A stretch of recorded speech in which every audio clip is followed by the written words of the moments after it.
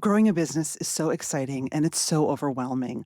I remember that when I owned my business, which was a political consulting and issue advocacy consulting business, at one point, I was paying taxes in like 6 states and I had so much compliance and regulatory to pay attention to. And if you're growing internationally, it's just not about knowing who you want to hire. It's about keeping everything in that country running smoothly as you scale. And that's where Pebble comes in. If you're a founder or an HR leader, building a great team is the fun part, right? Managing everything that comes with it as you grow globally is where things can get tricky. And Pebble makes that part easier. Pebble makes global hiring simple. Through embedded compliance and AI driven workflows, the Pebble platform takes the delays and guesswork out of going global. Through embedded compliance and AI driven workflows, the Pebble platform takes the delays and guesswork out of going global. We have a special offer for listeners of this podcast. Pebble is normally $399 a month per employee, which is already a no brainer for what you get. But right now, there's a limited time offer on their site, which makes it easier to get started. Go to hipebble.ai. That's hi, HIPEBL.ai. Hipebble.ai. Terms and conditions apply. I'm Maura Aarons-Mele, and this is The Anxious Achiever. What does it mean to lead with kindness? Not as a value statement on the wall, but to actually do it and create a kind culture? Well, it's about how you give feedback. It's about how you lead meetings. It's about how you make hard calls and show up when things go wrong. My guest today is John MacPhee, who's CEO of the Jed Foundation, which is the country's leading nonprofit working to protect the mental health of teens and young adults and to prevent suicide, which is really its DNA. And under John's leadership and that of his awesome team, the organization has grown tremendously to be a $30 million not-for-profit organization, partnering with hundreds of colleges and schools and youth-serving organizations, and with really incredible results, which John will tell us about. But John, as a leader, is really interesting, and his path, like most of us, wasn't linear. He came from industry into the nonprofit world. And as a young person, he failed out of Columbia University. He struggled with anxiety and a years-long feeling that he didn't belong. And he had this moment where, as a successful, big deal executive at a pharmaceutical company, his dying mother told him he had been kidnapped by his own prestige. That conversation changed his life. Today, we talk about kind leadership and practice, what workplaces get wrong about mental health. I think Jed has a model I wish every workplace would adopt. It's so comprehensive, why belonging is way more than an HR initiative, and what it actually takes to build a kind and psychologically safe culture. My conversation with Jed's John MacPhee. John, welcome. Thank you. Glad to be here. I'm really glad to have you. I've been such an admirer of your work and your leadership at the Jed Foundation. And today I want to talk about leadership. I want to talk about young people and the future. I want to talk about trends that you're seeing in mental health at scale, and whatever else you want to talk about. Okay, let's do it. So, yeah. Okay, well, I'm going to start with a question that I like to ask people, which is, what does leadership mean to you? Yeah, okay. So I guess a simple but not so simple question. To me, Yeah. leadership is about how you show up in a way that with a group of people that helps that group of people, identify their objectives and sort of move towards the objectives. So I view it very much as a service role and a Hmm. member of the team. I'm not even sure that I really like the word leader, so the way that I view my role when I'm in a leadership position like I am with Jed is I focus on trying to make sure that everybody understands our goals and that everybody Mhm. feels like they've had some level of authorship in those goals. And if their contributions were not fully listened to, that at least they felt heard and like they contributed. And then it's about communication, communication, communication, like transparency, trying to make sure that everybody has the same information and is Mhm. aligned, so that team, can work together, in a very sort of high functioning way. Um, and a hierarchy is there, and leadership is there when decisions have to be made or when there's earnest disagreement. But it's really about sort of being shoulder to shoulder and working together. And I believe very, very much in this idea that, leadership should be very kind. Hmm. And I think that I worry that a lot of the messages and the stories that are told in media are suggesting that the bully advances, or that the Machiavellian one advances. And I don't believe that at all. I believe that good people do finish first, and Hmm. can finish first. And so leading with sort of kindness and care, and you have to earn it. You have to earn that trust, and it takes time. But if you can get there as a leader, then I think you're the whole enterprise is just going to benefit tremendously from that. I feel like I was all over the place in responding to you, but No. hopefully it makes sense. All right. Well, let's do a little case study here. Talk us through. You mentioned two things that are interesting to me: kind leadership, like what does that actually mean, and then helping people feel like they have a voice and an input into decisions. What is a kind way to do that? You just went through a merger. Did you acquire another organization? Okay, No, it's a merger of equals. it's a merger of equals. Okay. How do you as a leader think about a change process, which can be difficult just because change is hard? And the fact that at the end of the day, the buck has to stop somewhere, with letting people feel input and agency. Like, what is the kind way to do that? Well, I think kindness can show up in a lot of different ways, right? I mean, demonstrating, first of all, really caring and believing in people and demonstrating that. Um, Transparently, if you have something to say, or you think that's somebody could have done something perhaps better, or there's Mhm. a learning moment, that you deliver it in real time, but in from the perspective of learning and always improving. And I suppose I should back up here and say, just as an example, at Jed, we have guiding principles Mhm. for how we show up for each other and how we work together. So our guiding principles are not about how we're showing up for our constituents necessarily. It's about how we show up for each other as a team. And there are things in there that, like, uh, we build trust, right? We Mhm. recognize that trust is earned. We express gratitude. We are help givers. Um, we practice self care. So a lot of the sort of kindness things that I'm sort of talking about are baked into our guiding principles that we co-developed as a team years ago, and that we talk about regularly. We showcase in all of our staff meetings, right? So I think in this part of my answer to you, I'm trying to say that, like, it's values driven, and if you can name those values and then demonstrate them and then hold yourself accountable, you know what I mean, to them, you're always Mhm. striving. You recognize, never ever try to suggest that you've arrived, because you never arrive. You're always sort of striving.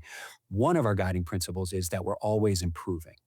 That takes me back Mm. to the feedback thing. And because we have a guiding principle that we're always improving, that means we recognize that mistakes are going to be made, Mhm. and things are going to go sideways. And so when it happens, it's okay, you know. But what I think a kind leader does is that they acknowledge that, they discuss that, and we say, okay, now we're just going to pick ourselves up and we're going to do it better the next time. We're going to take the lesson we've learned. But there isn't any gotcha, or you screwed up, because we recognize, that we're always improving, and we need to. Yeah. Okay, but everyone listening is going to say, "Yes, absolutely. Like we have a value statement too. My question for you is how? Especially with you said self-care, you said trust. How? It is a logistical practice as much as it is an aspirational value. What have you learned? Yeah, well, I think over time I've learned a lot, right? So I'll go back to when I worked at a different organization. First of all, with self care, let me say this: things are going to go wrong in everybody's life. There are going to be challenges, right? Every single person in an organization is going to have to tap out at some point because of something that affects them or affects a loved one or whatever it is. And so, from a self care point of view, we need to view self care as a team endeavor. Like I've got your back because every one of us is going to go down or need help or need their back covered at some point. So we really try to live that practice of, okay, so and so's got to take a leave. Let's, we're going to cover for them with a recognition that sooner or later it's going to happen, to all of us. Um, I learned this lesson, years ago. My mother was sick. She got diagnosed with cancer and she died 5 months later. And I was in a very important job. At that point, I was in corporate in the pharmaceutical industry.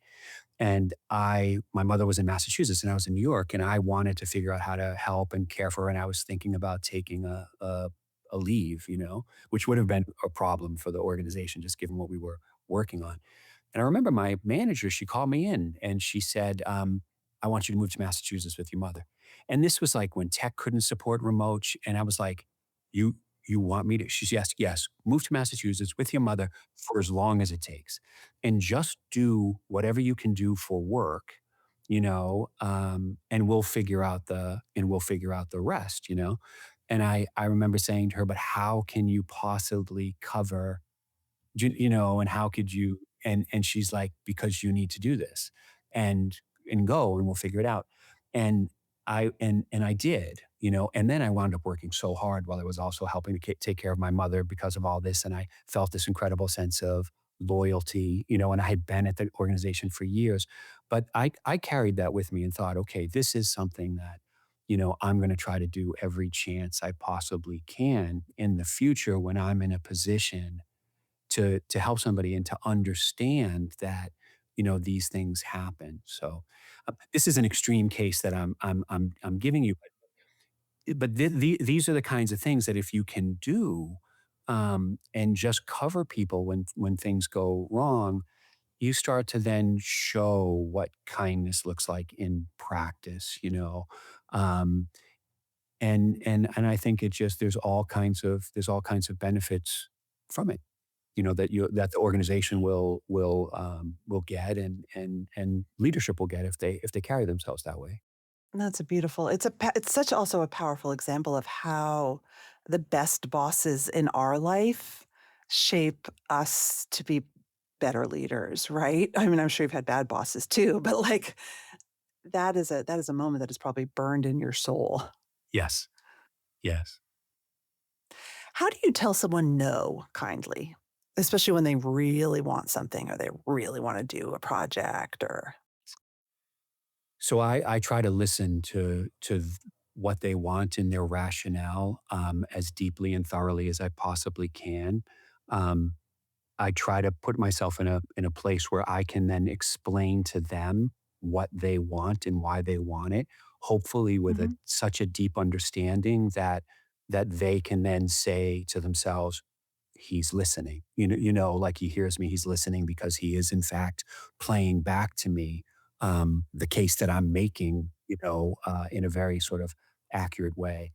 And if it turns out that the answer needs to be no, I will Mhm. try really hard to, explain why. Not just say no, Mhm. but explain why, so that at least the person can understand that, and maybe I can move them, a little bit, but it's just transparency and explaining. Um, and then a couple of other things that are part of this, I believe, and that is that if you work together long enough, right? And I've been fortunate that I have several senior leaders and direct reports that have worked with me for a long time. They know that while I might say no sometimes, that I say yes most of the time to their, Mhm. good and passionate ideas. And so that, sort of builds over time. And I also Yeah. try to say yes when there's no downside to saying yes. So why wouldn't you know what I mean? Like why wouldn't you Right. say yes when it's easy to say yes? I think that's really good advice. I think that's really good advice. Um, so just tell us quickly for people who aren't listening what you do at Jed. Maybe talk about this new merger, what that's going to look like, and then I want to talk a little bit about um, more of your leadership strategies and your story, and then I want to talk about young people and Sure. hope for the future. Yeah. Yeah. So the Jed Foundation is a charity, a nonprofit that focuses on youth, teen, and young adult mental health and suicide prevention. And it was created by a family who lost their 20-year-old son to suicide. And at the time, they did not know that he was a threat to himself. They knew that he had struggled at times with his mental health, but they did not know that he was a threat to himself. And he was a student at the University of Arizona. And they had a conversation with the president of the university about how the school protects student mental health. And the president said to them, there's 35,000 students here. Like, I do not know what it would look like to create a mental health safety net, but I want to do it. But what does that look like? And the founders came to learn there was no model for what schools should do to support mental health. So they created the Jed Foundation 26 years ago to answer that question, right? What should a school do? And so if we go forward to today, this is the core part of what the Jed Foundation does. We try to improve the environments and the youth serving organizations and spaces, right, that affect youth schools, school districts, colleges, high schools, youth serving organizations, municipalities, et cetera. The Jed Foundation enters deep partnerships with these types of organizations and helps them put in place what we call a comprehensive approach to improve mental health and reduce risk for suicide. And if you want, we can go more deeply into that, but it's very technical, very nerdy. Let's And do it, it. and it, okay, Let's do all right. it. I mean, I have So people who are thinking, this sounds great. I'd like to do this in my organization, my Yes, work, my yes. Well, life. I any what we call boundaried community that Mm.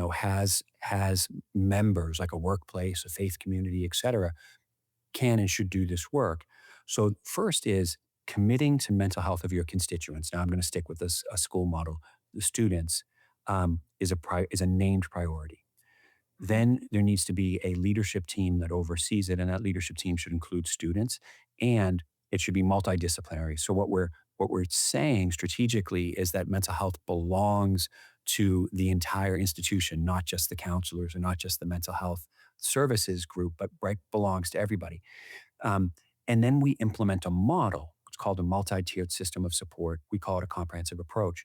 So there are known protective factors for youth mental health, such as life skill development, problem Mhm. solving skills, independent living skills. Can they manage Mhm. their own money, do their own laundry, advocate for themselves, social Do you emotional actually skills. send people to teach them how to do laundry? We actually advocate that parents go on strike with their high school students. And like literally, if you're a parent, do not do laundry, do not cook, right?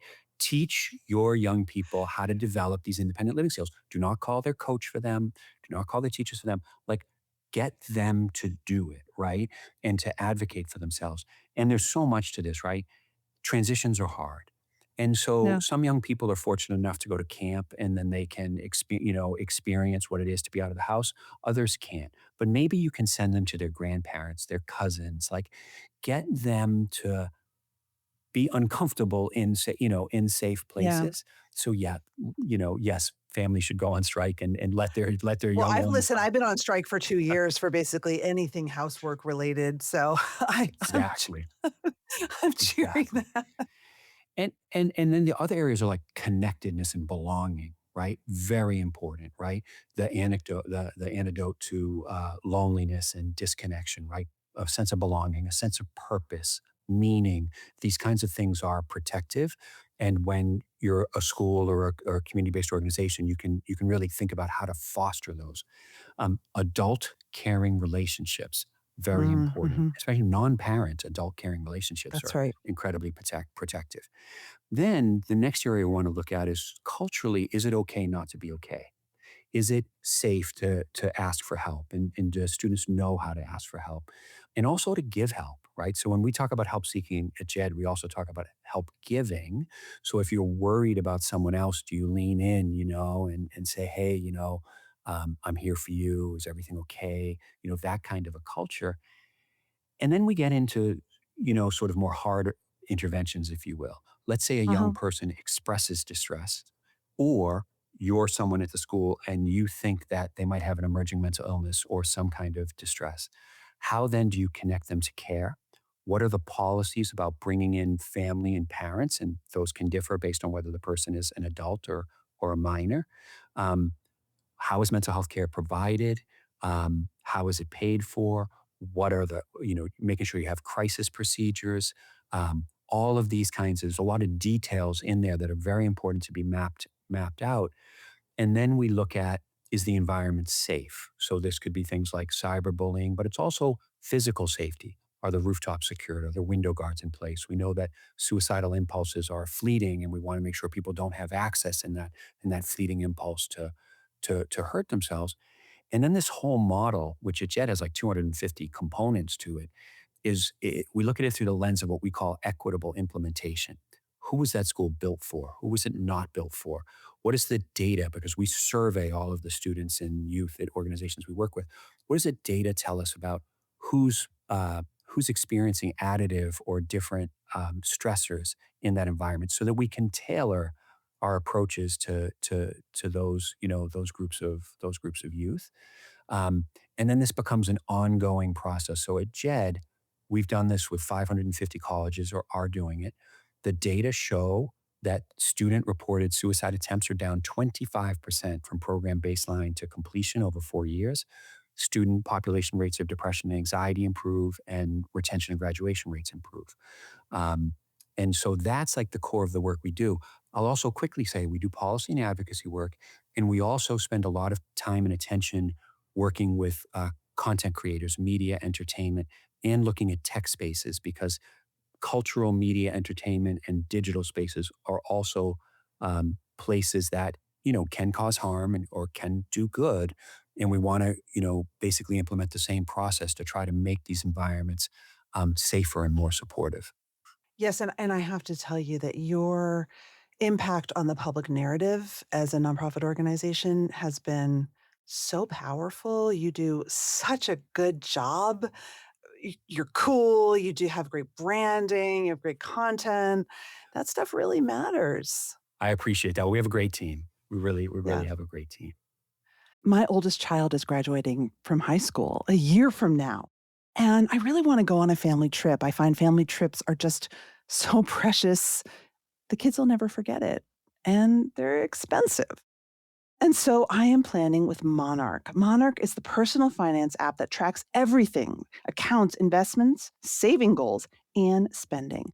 You can get your first year of Monarch Core for half off. That's just $50 with the promo code Achiever. Monarch's personal finance app monitors your money. But the thing that I love most about it is that it helps you plan ahead. Most apps only tell you what you've already spent, but Monarch helps set goals, map out big purchases, and you can see if you're on track before it's too late to adjust. You don't have to look back and be like, oh my God, I really, really overspent 2 months ago, right? There are AI insights that help you spot things you wouldn't even think to look for. And you can get a heads up on what's happening with your money with the AI weekly recap. It flags spending spikes, net worth shifts. Those are usually nice, maybe not in the stock market, and upcoming expenses. Just use code Achiever at monarch.com and get your first year of Monarch Core at half off, just $50.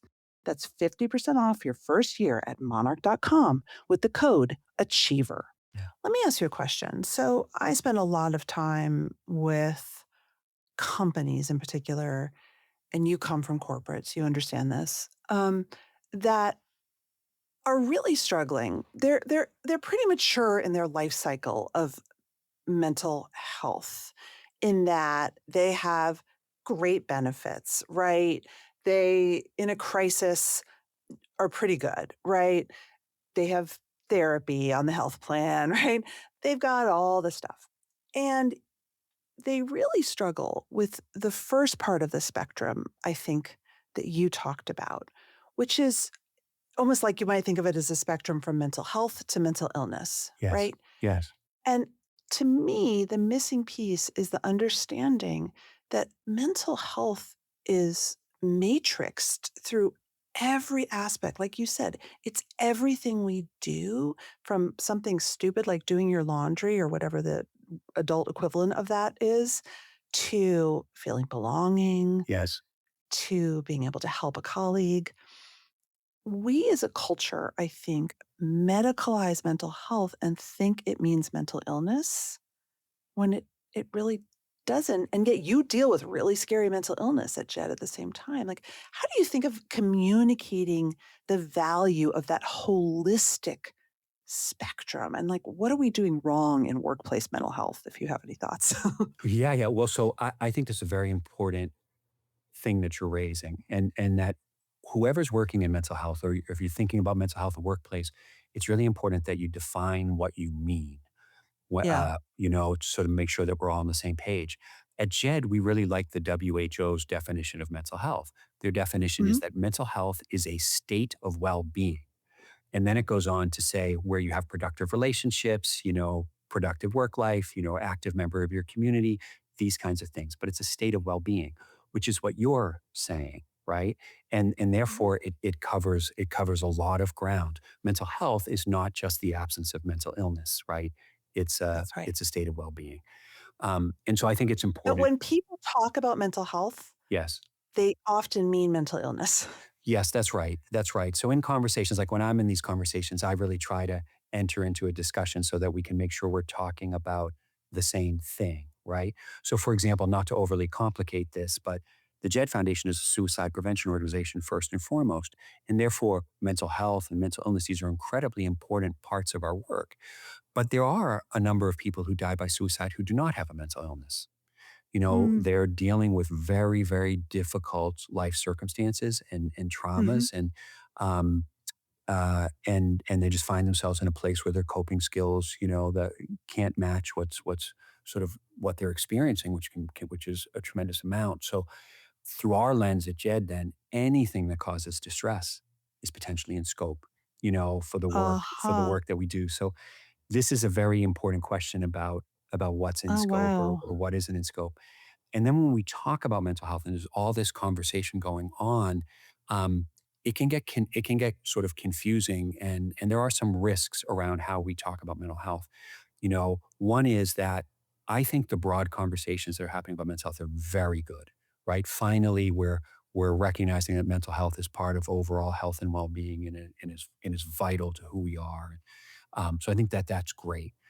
There is some risk, though, in how it's being talked about and presented, where we want to make sure we don't pathologize um, situations in which, like, it might be a situation related to grief or loss or a very difficult situation, and where feeling sad or anxious or fearful or lonely is a normal human reaction to what you're experiencing, you know? And it's really important to talk about that. But there's a space in there we want to make sure that we're not pathologizing what is a normal, appropriate human response to whatever the situation is. It doesn't mean you have clinical depression, you That's know, right. if you're sad because the situation calls for great sadness, So there's some space in there where I think there's some confusion and some sort of risk, but overall, I think the conversation is really good. And then the other place I think we need to be mindful of is that, mental illness is really challenging, major depression, panic disorder, eating disorders, schizophrenia, bipolar disorder. And sometimes when we talk about mental health really casually, um, those conversations can sort of undercut, um, people that are really, really struggling and dealing with mental illness in ways that I think are not intended, but that we should be paying attention to. Yes.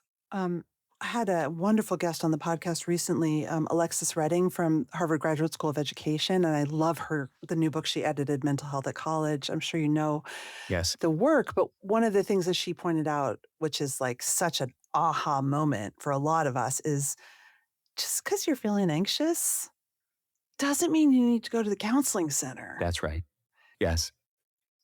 And I think for people like us to like repeat that over and over again is really important. Yes. Agreed. For a really, really a critical point.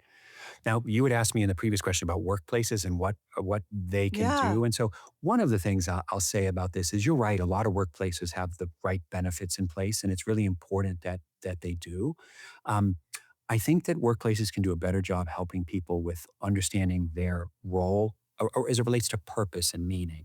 If you can Hmm. help employees feel purpose and meaning in their roles and how they fit in, and what they're accomplishing and why, I think that that can be really important for people's well-being. There's really good data about the power of meaning and Yes. purpose.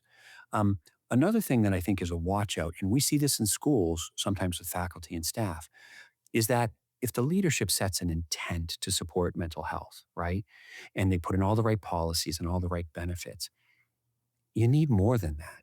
So let's think, for example, with an organization, an employer that maybe is selling something, right, and they're driven by earnings per share and by revenue and this kind of thing. Well, Yeah.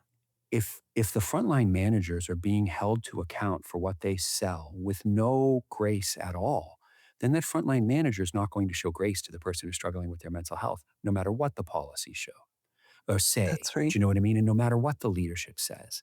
So it has to get pulled through. There has to be training and expectations and support for the managers. Otherwise, it's a lot of rhetoric, but in practice, it won't be fulfilled because the pressures and the demands and actually the incentives and the way that people are being judged do not line up with um, this supposedly supportive culture of mental health. Oh, you're speaking my language. I mean, I study high achievers, obviously, but I think what's really interesting, and I'm going to actually use my son's high school as an example because look, I've never seen a place so full of anxious achievers. Um, Again, all the right policies. Like my son signed up for too many APs, and I got a worried email from the dean, like we're flagged. But the culture of the high school and the incentives, i.e., getting into the best possible college you can, are completely misaligned with any goals of everything you're talking about. And it is to the kids, I think, and I think a lot of people in high achieving, high pressure workplaces feel the same way. Like I work with Yes. lawyers at big law firms, right? It's like, well, you can tell me that I should take advantage of self-care, but if everyone around me is completely obsessed with the next achievement and all the goals are aligned with that, like what am I supposed to do? Like stop lying to me, you know? Yes. I think this is a really important point in the workplace, in school, this achievement pressure, this sense that there's like a binary result. You're either going to be Yeah. very successful or you're a failure. I think this is something culturally that we really need to work on. Some of it is attitudinal and how we set up what's sort of concepts of what success looks like, but some of it is Mm. structural. I believe that income Mm. inequality um, and concern about you know, uh, whether or not you can pay off your debt, these kinds of things. I think these things are also putting pressure on young people that they're really feeling, and then they feel that they have to achieve at these extraordinary levels. Um, I'll give you this. Yes. I'll If give you're you this. paying $90,000 a year for college. Yes, yes. I spoke once at a very well known high school Mhm. to students and to parents, and it made the point that. Fit in college selection is really important. Like, do you want to be in the country? Do you want to be in a city? Just really thinking through all of the different aspects of fit. And I said that maybe the top 10 colleges were better academically than the others, but number 11 to 200, they're all the same. And you should pick the one that's the best fit for you based on what you want to do. And not feel this sort of sense of pressure. Why is your first choice, in the middle of the country and your second choice in a city? You're not, you're being driven by sort of prestige. And anyway, the head of the school told me that, I wasn't welcome back if I said that, if unless I would commit to not say that anything like that again. where, I was saying that, one school was not better than another. And that was Yeah. because that's how the school is judged, essentially. Where do Yeah. their students go? Where do their students go to college? And they're judged based on sort of these traditional rankings of what is, supposedly a better school than the other. So I say that to say that this is deeply structural in a lot of ways, but it's a problem. Well, it's structural, it's systemic, it's cultural, it's I mean, to me, it's you sort of feel like a salmon swimming upstream or downstream, whichever way is the wrong way, right? To fight against these narratives, and I would imagine I've been reading a lot of articles. There's a sort of narrative evolving around the opt-out generation or the generation that's lost hope or the generation that's like, why bother? Because it's all hopeless anyway. That's a narrative I see evolving around college people, I guess Gen Zs. Mhm. Um, it's powerful because they're kind of being told like, yeah, unless you're like in that top 10%, why bother? You won't be able to get a job. The climate's going to burn up. You won't be able to afford a house. You're going to have so much debt. I would imagine that's in your water, given what you do. Yes. Yes. How do we is that true? Do we fight that? How do we get around that? Well, so the data show that there's a lot of existential dread that young people are feeling That's for all the right. reasons that you're saying. And what I Did would you say, feel see that incredible study? I think it was out of Northwestern and University of Chicago a couple months ago, that showed it was about Generation Dread. The thing that was mm, so fascinating to me was that young people exhibited so much risky behavior, or that my generation would say risky, because they had a little bit of a gambling mentality. I'm yes, never going to be able to afford a house. I'm never going to be able to retire. So I'm going to do crypto and yes, yes, YOLO yes, because why bother? And it led to all kinds of like a risky cascade of behavior. yes. So what I'd say here is that I think a lot of this is very real, right? Yeah. But I always go back to something President Obama used to say, which was that the world has always been messy, you know, Hmm. and in a Hmm. lot of ways, it's gotten better.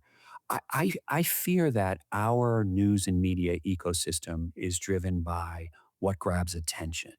And so the bad news gets more air. The bad times news is real, but it gets more Hmm. airtime. And the Yeah. good news and the beautiful stories get like no airtime, No. And so I just worry that the picture that, young people are sort of taking in isn't balanced by, the many great things that are happening, a couple of months ago, there was a big treaty signed related to climate. It got like no coverage, Um, and so I do think it's important to seek good news, Hmm. and to try to break up all the bad news we're taking in, whatever that is for you. If it's cat videos, for me, it's baby goat videos, like, but just like a little, a, a little bit of fun, a little bit of levity, but also, find the good news. There's so many good and beautiful people in the world doing great things and helping each other. Um, and we need to bring that out more. When my business was growing fast, I was still small and I didn't have the budget to hire a full time designer for all of our presentation needs. And I turned to Upwork and I met Wasim, who created the most stunning visual presentation for a huge global client that I really needed to nail. And after that experience, Wasim and I worked together for years. Upwork is your one stop platform to find, hire, and pay expert freelancers across web and software development, data and analytics, marketing, business operations, and more. Upwork really helps grow your business because you can get fast, trustworthy access to specialized talent across 128 categories. Just visit upwork.com right now and post your job for free. That's upwork.com to connect with top talent ready to help your business grow. That's Upwork, work.com, upwork.com. Sometimes you're in the mood, for some jewelry, for a treat, but you don't want to spend a fortune.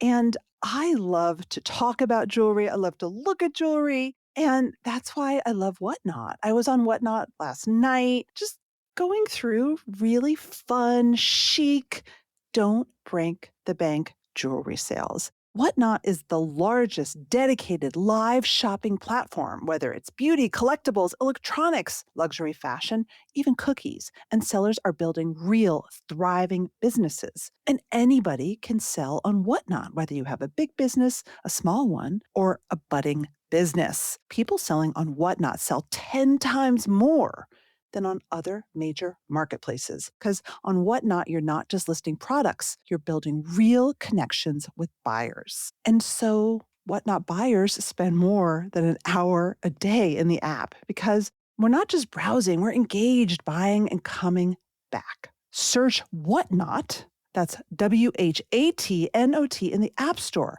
You can download it and you can start selling right away. That's Whatnot in the App Store. Download it, and you can start selling, engaging with customers, and selling more. I'd love to hear anything that comes to mind when you think of, I mean, your numbers are incredible, things that have made you feel like, oh, wow, like we can change. This really works. Well, what I see, first of all, it's the team we work with, the people in the schools and the youth serving organizations we work with that have dedicated themselves to service are extraordinary. The Yes. the people that I have met who are suicide loss survivors, like the founders of Jed, but Mm. so many others who have, suffered this incredible loss, and then they dedicate themselves to helping others and to try to prevent this not from happening anymore. Um, it's just it's inspiring, like, all the time. Um, I would also say the work is heavy, but there is a Mhm. beauty in it, and there is, like, all of this inspiration, so, I feel like I'm motivated on a regular basis, in very positive ways by what I'm exposed to. Well, what you're talking about is purpose and belonging. So let's talk about purpose and belonging. I had a guest on recently who helped commission a huge data set working with Oxford University and Indeed.com on workplace well-being. And the number one factor that they found contributing to well-being at work was belonging. Yeah, yeah. I asked him, how do you define belonging? He said, well, there's not really a definition. So I'm going to ask you that question. And how are you guys tackling belonging? Well, so belonging is a core part of our model when we work with schools. We call it connectedness, but it's connectedness and belonging. How do I define it? I Yeah. define it as, feeling like you are part of and totally welcome as you are and authentically as you are, with other people and by the institution, whatever that institution is, whether it's a Mhm. school or a workplace. You can be yourself. You feel totally comfortable. You fit there, and you feel that they want you there and that that you're important to this thing. Like you belong and are part of it, right? So that's sort of how I would define it. Um, and and then as it relates to how do you foster it, I think you name it as a value, right? Mhm. And then if you have control over the system, if you're like, if you're in that kind of a position, then you need to create opportunities for people to meet, to be connected, to work together. You've got to form groups. It might be like ERGs or other groups. Um, get people together. This is especially important in virtual work environments. You Oh, know, yeah. but really, really just trying to get people together. At Jed, we have a culturally inclusive committee. We have an employee engagement committee. We do employee surveys and pulse surveys so we can try to, learn and then really just try to continue to foster this. We have kudos boards and all of these kinds of things. And by the way, as I give examples from Jed, I really have to give the caveat, like, it's messy. I mean, I'm proud of what we built. We're highly functioning. We have an incredibly high fidelity to achieving our objectives and our grant objectives, but I don't want to give the false impression that it's all perfect and all. Well, It's it's humans are it's messy. messy. Yeah, it's messy. I mean, But you have to work. But you have to work at. You have to constantly work at it. It's not like some sideline. It's not some sideline thing. You have to believe that if the people in your team feel that they belong, and that they're connected and they have meaning and purpose, they're going to do better work, and the Yeah. team is going to do better work. And so then you set out to just constantly build that. I mean, I think ERGs are wonderful, and I think of, like, my son who felt a little bit so different his whole life, and then he found Model UN, and all of a sudden, he had a global network of people who felt just like him. But I think I wanna come back to what you started with, which is I think there are moments of everyday invitation to belong that we don't talk about enough, like Yes, listening, like taking the space to be like, "How are you?" while we're not looking at our phone, w with learning not to be passive aggressive to other people. I mean, the belonging also happens in between or at the beginning of the Zoom meeting as well, right? very much so. Yeah, and that's how you show up for each other. And I think leaders really have to model that. There are some things you can put into place. Hmm. Like I was at a CGI meeting, and they had us working in groups. And one of the rules that they Clinton had, Global Initiative or computer Clinton graphics? Global Initiative, yeah. And one of the rules they had for the working groups was three before me. That when you spoke, you could not speak again until three other people had spoken. And it really was this great thing, and it wound up resulting in everybody contributing. And so there are things like that that I think also can be put into place. One of my former places that I worked, everybody was an alpha. Everybody was talking over each other. Like it was brutal. And so Yep. we put in these rules. We actually had a coach, and she came in and she was like, "Okay, you guys, you need some rules."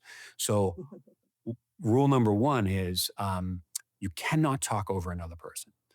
Rule number two is you need to be brief when you talk.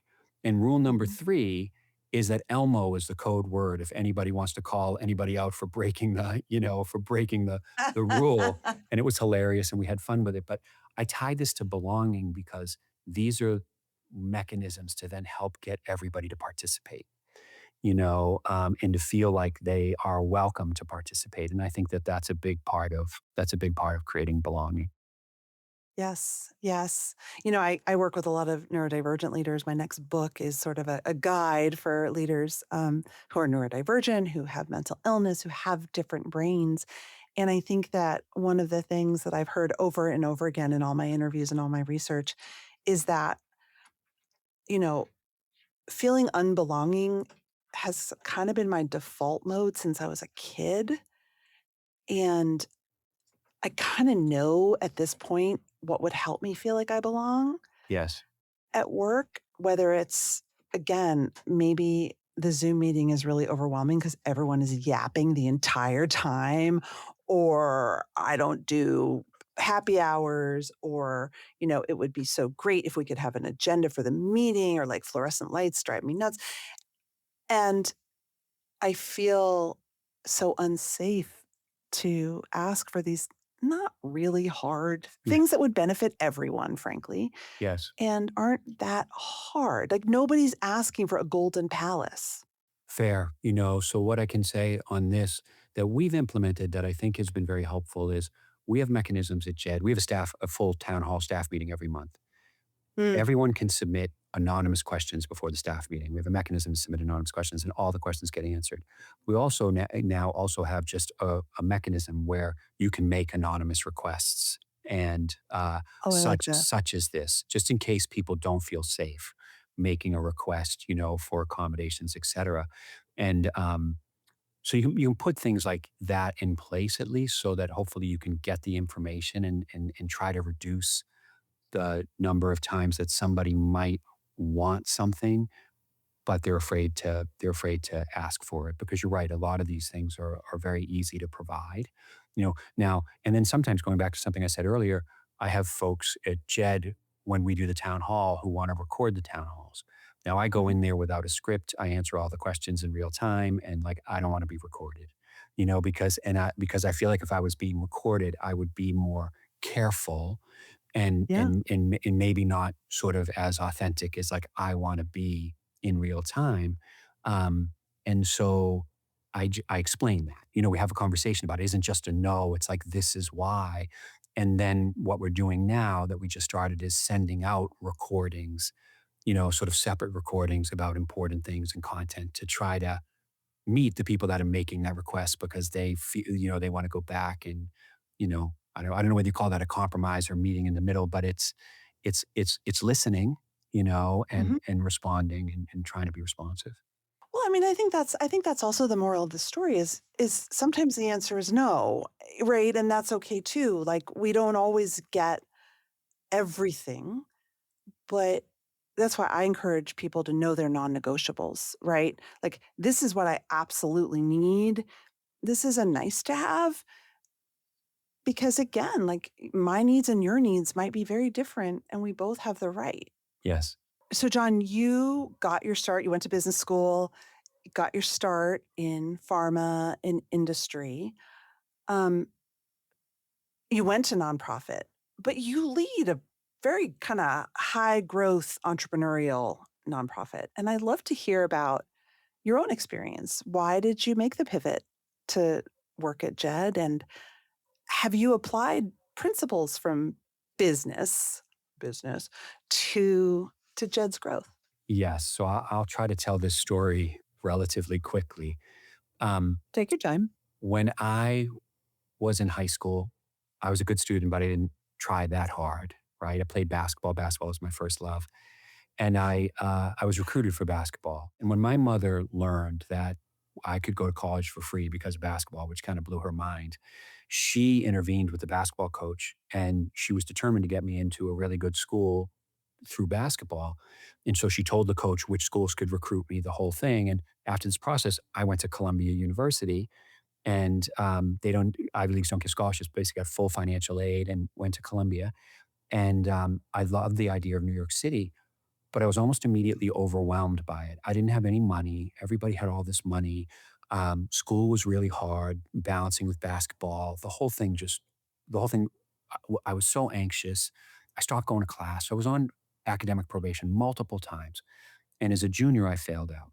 And I failed out in a semester that I did not go to class for an entire semester, but played in every basketball game. And nobody noticed, nobody caught me until the semester was over. And they were like, you have to leave, And and so they let me. It's the whole process. They let me stay one more semester, but you guarantee you're leaving after that semester. You're not matriculated. I left. I went to UMass. I tried to transfer to UMass Amherst. They rejected me, and so I took classes at UMass Boston and Northeastern unmatriculated. While my mother called Columbia every day, telling him, you took him, you have to take him back. He was just a young kid playing basketball, and you let him fall through the cracks. Oh And my I moved back to New York. I lived in a fraternity. I was not a student at Columbia. And every day I went to the admissions office to say, my mother won't let me come home. You have to take me in. And they did. They did in October. Like they took me back. And I graduated from Columbia. And I always had this complex, right? Because then I was the big dumb kid on the basketball team who failed out and, Ivy League school. And I felt like I didn't belong. And I felt like I felt like I was as smart as all my friends when we would be hanging out, but I could not perform academically like God. my peers. I just couldn't. So when I graduated, I I I couldn't get a job at first because I had like a terrible GPA and the whole thing. And I went to work in the shipping industry, transportation Hmm. sales, and I worked incredibly hard. And I started going to NYU night school. 4.5 years, I got an MBA night to try to redo my academic, performance, if you will. Mhm, mhm. I switched to a pharmaceutical company because they would pay for a business school. None of this was purpose driven. I spent 20 years in the pharmaceutical industry and I worked so hard, right? And I could tell this was an industry where knowledge mattered, right? So I was promoted multiple times, 10 times in 10 years. I launched $3 billion drugs. I had all of this Oh my opportunity. I God. became the co president of a pharmaceutical company, officer of a public company, like successful by all of these measures. I started to feel a little bit like, wait a minute. There was a point where I said to myself, um, I don't have to prove anymore that I'm like capable. Like that drive where, whatever I was trying to prove to myself or to whoever like started to fall away, Mhm. and then that coincided with my mother dying, which I told you about earlier. And she died 5 months diagnosis to her death. And her very last conversation with me, which was loving, was she told me that my money, and I had a lot of money, my car, my money, my suits, my job, my house, was ransom. That I had been kidnapped and was being held for ransom by my prestige and my compensation. And that the boy that she raised wanted to be a math teacher and a basketball coach, and he had been kidnapped. And I was like, "What? What?" So so I was like, "But I'm very successful. Our family was in debt. I paid off all our debt." I'm like, "I paid off all our debt. I like had done it like, you know." And she's like, "It's bullshit. It's all bullshit." You know? And again, like very loving, and I've told this story in other settings. So I came out of that, the last conversation I ever had with my mother. And I was and that together with my own sort of reckoning of like, well, what is my purpose? I decided, and then that sort of started to come up against, and a couple, by the way, when I say I reckoned with this, I reckoned with this for like 3 years. Like I was, like, wait a minute, what? Like, what does I this mean, a mean? What am therapist I, must have had a field day. Like, oh my God. what am I going to do? I was lucky because as co-president of the company I work for, I had a contract and the contract was expiring. And so it created a moment to think, right, on both Mm. sides. And I decided I was going to go back to school for public health, health policy, which I did. I went back to school, took a break with the idea that I was going to work for a nonprofit for purpose, but in health systems because I understood how the healthcare system works. And while I was going to school, the founder of the Jed Foundation, Phil Satow, who I used to work for when I was in pharmaceuticals. I worked for him when Jed died, actually. He called me to say that they had a vacancy with their executive director, and would I test my personal thesis while I was going to school, run the Jed Foundation, help him make a long-term plan and determine, whether it was sustainable, et cetera. And then for me, when I grew up in a family that really struggled with addiction and alcohol addiction. I was exposed to a lot of, well, everything was in the context of alcohol and addiction. Nothing was in the context of mental health. But Right. I've lost four first cousins to overdose, and I was very shy when I was a kid. Like if I didn't have basketball, I didn't talk to anybody except for my sisters and like my teammates. Um, and I know now that I struggled with anxiety and depression, I Hmm. believe, and when I got into trouble in college, and I was a pretty bad problem drinker actually back then too. So, Even with the basketball. yes, it was the 1980s. My teammates might was like, yes, I think a lot of us were not Actually, fun, I think I not saw funny. on the I shouldn't laugh, but not, w you know, well, but I mean, I saw the Celtics documentary recently, and I'm pretty sure a couple of the players were smoking. I was like, "Oh yeah, my God." yeah. So So I joined Jet. So that's why I made the transition. There's another really important part of this, which is when I struggled, basketball coaches, an admissions officer, my mother, they were like these caring adults that helped Yeah. me tremendously. And if it wasn't for them, like they gave me second, third, fourth, fifth chances, because I was blowing every chance that I was being given. And yet there were these older adults who stuck with me. So Jed's model, which is like, how do we improve the systems and how do we I was just completely drawn to it. And so that's all why this is a long story, but that's all why I made the transition to the Jed Foundation 15 years ago. And it must have been kinda like joining a startup. It was. There were 5 people and a $900,000 budget. And now? About 115, 118 people and a $30 million budget. I mean, you know, any corporate officer would be psyched with that growth. Yes, it's kind of funny because it is amazing growth for a nonprofit, and I'm very proud of it. But a lot of it just has to do with persistence. 15 years of just one foot in front of the other, Yeah. and building a team, and then that those great people help build it, and then some funders coming in and helping us. But in a way, I kind of view it as just slow and steady and consistent and persistent for 15 years. Your story is so amazing on so many levels and so resonant also with leaders I've interviewed who, went through real challenges as young people and sort of had this moment where it could have gone either way. Yes. And and while I think it's beautiful to look back, I don't know how old you are, but 50, many decades and many decades. 58 Yeah. and say, God, I'm so like I'm blessed like it went this way. I also think that that's a burden to carry. It's a burden because it's just a weight You, of what ifs and history and probably guilt and shame and all that stuff. And do you ever feel that way or have you let it go? you know, it's a really important point. Have I felt that way? Yes. And without going into any other details or stories related to what I did, like part of the reason I made the change was everything that I said to you, but then there's another layer on it, which is like redemption, like, Hmm. like wanting to do good because I felt like I hadn't done good, and then maybe in some Mhm. situations I did harm, or at the very least wasted opportunity, and so Yeah. that burden for me in terms of how it shows up sometimes just feels like I'm trying to make good, you know.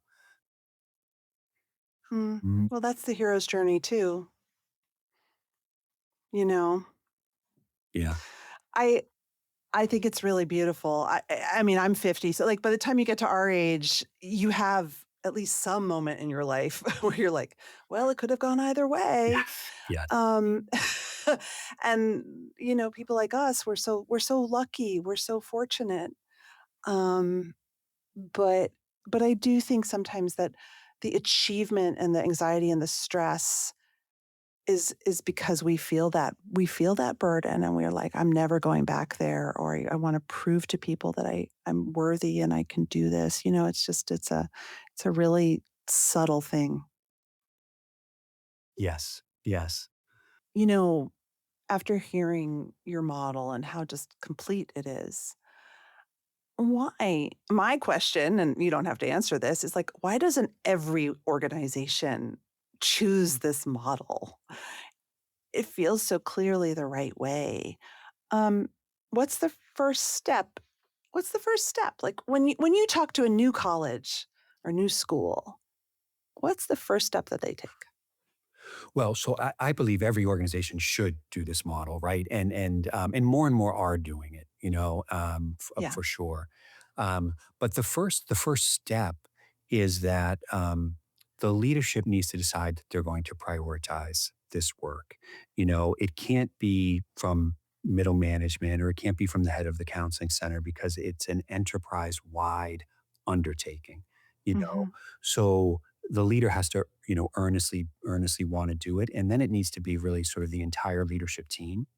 And at Jed, we help schools or organizations build out a team and a commitment at the team level because you have to withstand turnover, because in these kinds of organizations there's a lot of turnover, right? Yes. So it is better to Yes. go slow in the sort of commitment making stage. It's better to go slow and to have that commitment before you start the work. Schools come to us, I want to say, as a general matter in two different ways. One is they have decided to do this work and they want to do it and they've done the work. That often happens after a suicide or after a couple Yeah. of deaths, and they're in tragedy and recovery, and they urgently want to do something. And then the other scenario is whatever the journey was, the leaders have decided that this is something they want to do, or their students brought it forward to them and they've looked at it and they said, yes, this is something we want to do. And they contact us because they want to learn more. I want to just highlight a piece that I think I heard you say. I think often we think that there's one champion in an organization who's passionate about this and they make it happen. But I think I hear you saying that actually that's not it. It has to be a buy-in decision. It does. It has to be a buy-in decision, and there can be a champion, and it's often led by a champion, but it's not Yeah. sufficient, right? You want to make sure that you have buy-in across the enterprise, or at least across the leadership of the enterprise, as you then go and enter the work. And I would say with regard to workplaces, I think all workplaces should do this. And if you want to think about it through a business lens or almost like a self-serving lens, a healthy organization and promoting mental well-being results in better outcomes. Whatever the enterprise is trying to do, it results in better outcomes. Yes. Yes. John, I want to thank you for such an incredible conversation. Thank you. That's it for this week's show. If you like the show, follow us and tell your friends. And please leave us a review. It really helps the Anxious Achiever get found by people just waiting for our content. I'm your host, Maura Aarons-Mele. Lots more to come in the next episode.